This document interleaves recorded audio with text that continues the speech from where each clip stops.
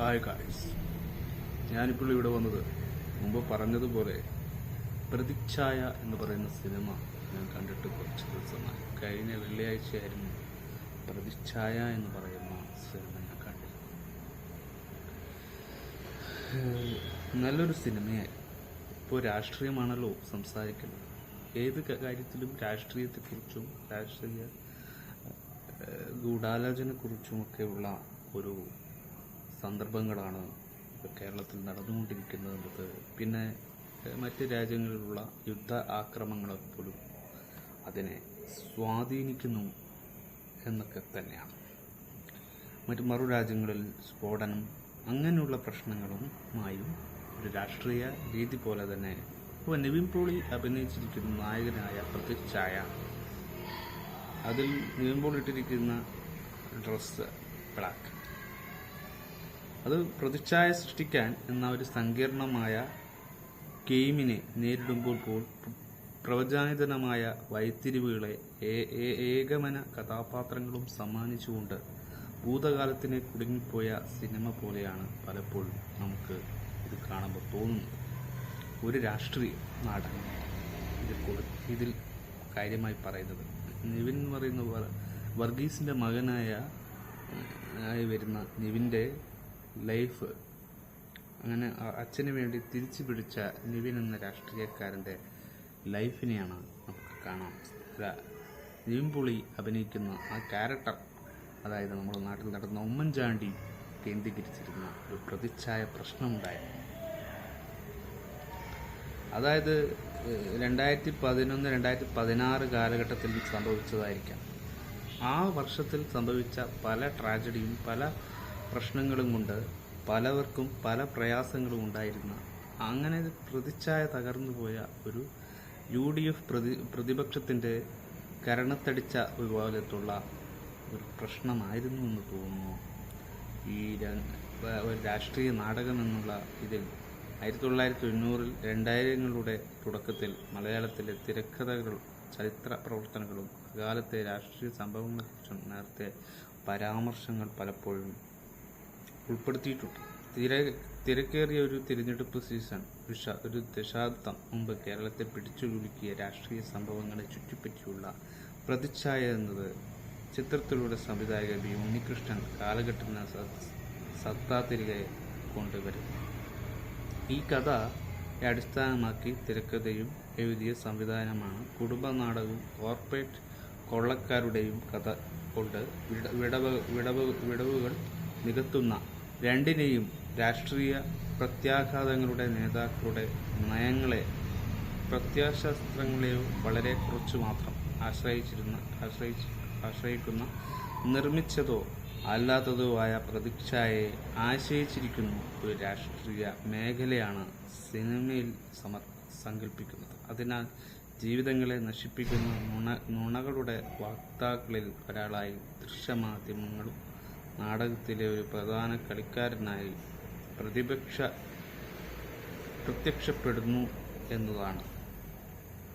ഇതിൽ സംവിധായകൻ ബി ഉണ്ണികൃഷ്ണന്റെ സംവിധായകൻ വളരെ നല്ലൊരു കഥയും ബ്രില്യൻ്റായിട്ട് ഇതിൽ വന്നിരിക്കുന്ന അഭിനേതാക്കളൊക്കെ നല്ല സജീവമായിട്ട് തന്നെ ഒരു രാഷ്ട്രീയം പറഞ്ഞതുപോലെ അതിൽ അഭിനയിച്ചവരും നല്ലൊരു ഗ്യാരണ്ടിയുള്ള രാഷ്ട്രീയ പൊളിറ്റിക്സിൻ്റെ ഒരു കോർപ്പറേഷൻ നാടകം നടന്ന ഒരു സിസ്റ്റത്തെ പിടിച്ചുലിക്കാൻ പണ്ട് നടന്ന ഫേക്ക് അലിഗേഷൻസ്, അതിനെയൊക്കെ തിരിച്ചടിക്കാനുള്ള എല്ലാ നയതന്ത്രങ്ങളും ഈ രാഷ്ട്രീയ പൊളിറ്റിക്സ് വിഷയത്തിൽ മുഖ്യമന്ത്രി വർഗീസ് എന്ന ബാലചന്ദ്ര മേനോൻ എന്ന കഥാപാത്രത്തെ സൃഷ്ടിക്കുന്നത് ആ കഥയാണ് എന്ന കഥാപാത്രത്തെ സൃഷ്ടിക്കുന്ന ശ്രദ്ധാപൂർവമായ കെട്ടുകഥകൾ ആവശ്യമാണ്. അദ്ദേഹത്തിന്റെ ജീവിത സംഭവങ്ങൾ നമ്മെ ഒരു യഥാർത്ഥ രാഷ്ട്രീയക്കാരനെ ഓർമ്മിപ്പിക്കുന്നു എന്നാണ്.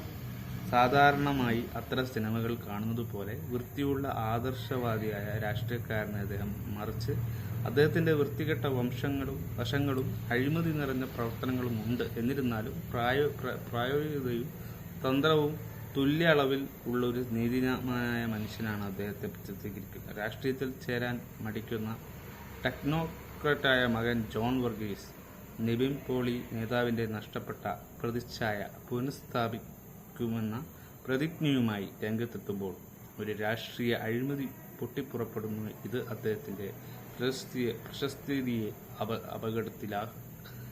അപകടത്തിലാകുന്നു എന്നൊക്കെയാണ് പറയുന്നത്.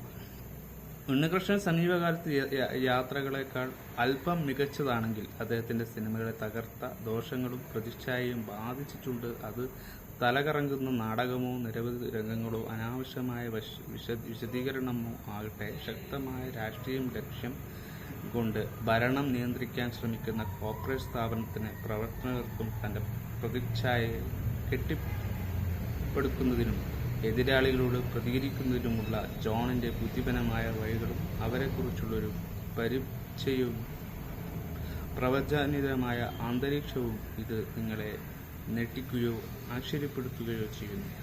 പ്രശ്നങ്ങളുടെ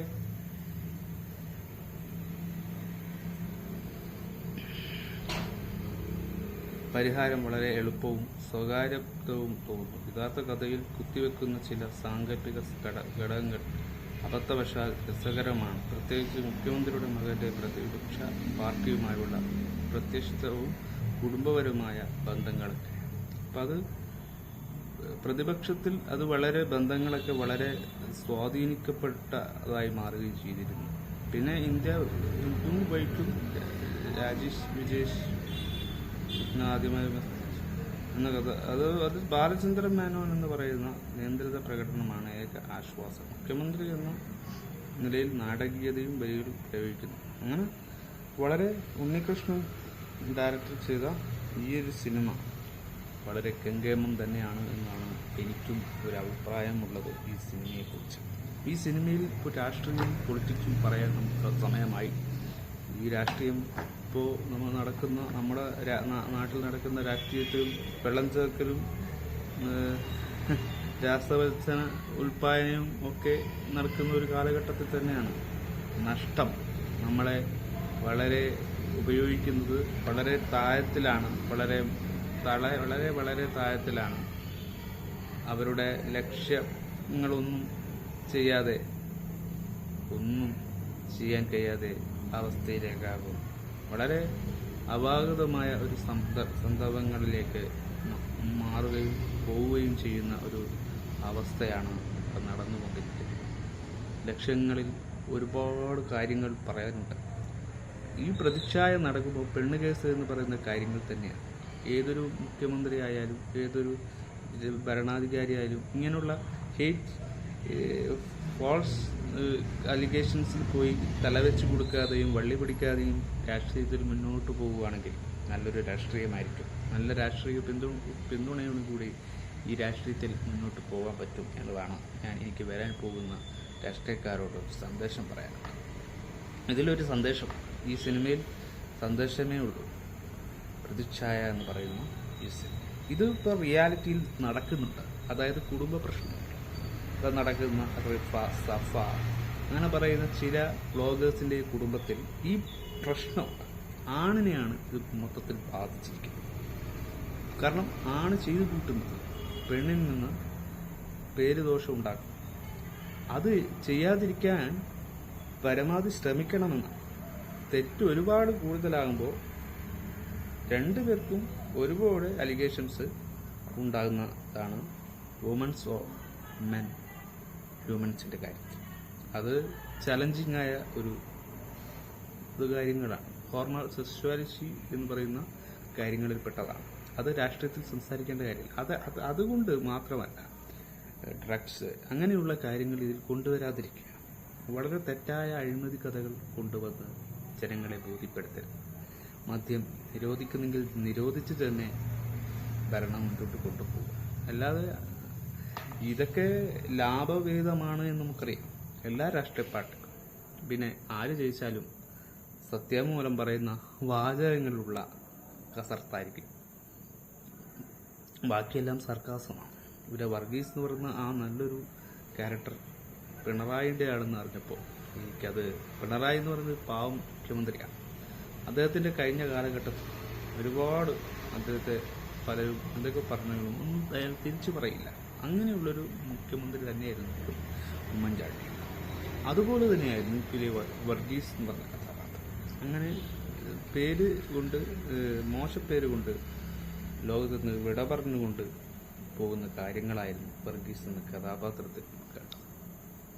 അതുപോലെ തന്നെയാണ് നമുക്ക് ഇഷ്ടപ്പെടാത്തത്, അതുപോലെയുള്ള കാര്യങ്ങൾ ഇതിൽ കണ്ടായിരുന്നു. പക്ഷെ അത് റിയാലിറ്റിയിൽ നോക്കുമ്പോൾ അങ്ങനെയുള്ള കാര്യങ്ങൾ നമുക്ക് കാണാൻ പറ്റുന്നതാണ്. ചില സന്ദേശങ്ങളിൽ നമുക്കിതിൽ എന്തെങ്കിലും നമ്മളെ ടച്ചാവുന്ന കാര്യങ്ങളൊക്കെ ആണ് എന്ന് തോന്നിപ്പോകുന്ന സിനിമയായിട്ടാണ് ഈ പ്രതിച്ഛായ എന്ന് പറയുന്നത്. പ്രതിച്ഛായ തകർന്നു പോകരുത് എന്നതാണ്. നമുക്ക് ഇനിയും കോർപ്പറേറ്റ് ഭരണകൂടങ്ങളിൽ നിന്ന് ഇടുങ്ങിപ്പോകരുത് നമ്മുടെ ഭരണസങ്കല്പങ്ങൾ. ഇടുങ്ങി നമ്മളങ്ങ് താഴെ വീഴരുത് എന്നത് നമ്മുടെ സ്വപ്നങ്ങളിൽ നിന്ന് മറ്റൊരു ഡ്രീമിലെത്തുന്ന ഒരു വലിയൊരു മാജിക്കൽ ഫ്രെയിം ഉണ്ടാവണം. ഈ സൊസൈറ്റിയോട് കൂറും ചലഞ്ചും ഉണ്ടാക്കി അവർക്ക് ഭദ്രതയും പ്രൊട്ടക്ഷനും ഉണ്ടാക്കിയിട്ടാണ് നമ്മളിതൊക്കെ ചെയ്യേണ്ടത്. ആരെയും നമ്മൾ വെള്ളാണ്ട് വിശ്വസിച്ചുകൊണ്ട് ആരെയും ഇങ്ങനെ ഒറ്റയ്ക്ക് വരുമ്പോൾ അവർ ചതിക്കാനുള്ള വരവാണോ എന്നൊക്കെ നമ്മൾ നേരത്തെ ഒരു മുൻകൂട്ടി ധാരണയുണ്ടാവണം ഭരണ ഇരിപ്പിൽ ഇരിക്കുന്നവർക്ക്. അപ്പോൾ പല കാര്യങ്ങൾ ഇനിയും പറയാനുണ്ട്. ഇത് ചെയ്തുകൊണ്ട് മറ്റൊരു വീഡിയോയുമായി നമ്മൾ വരും മറ്റൊരു ചാനൽ വഴി.